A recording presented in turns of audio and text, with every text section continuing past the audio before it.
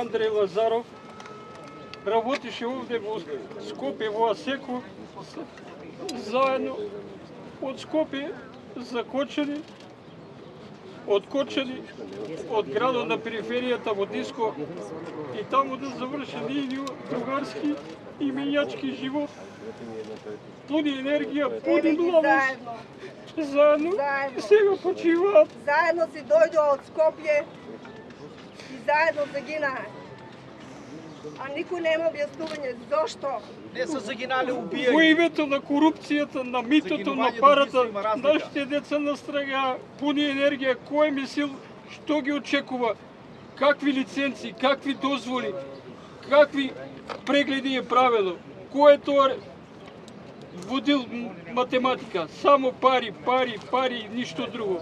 И сега нашите деца да ги нема за 3 дена, не начека 25-ти роден ден. Радуваше се. Нашето е завршено со завршувањето на нивниот живот.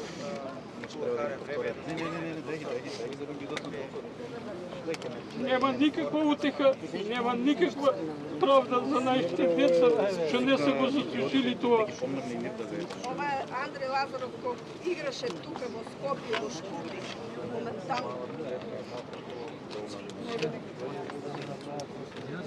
Именјаци, другари. Играше работнички, играше стиквеш. Заедно од Скопје во Кочани и заедно да загинат.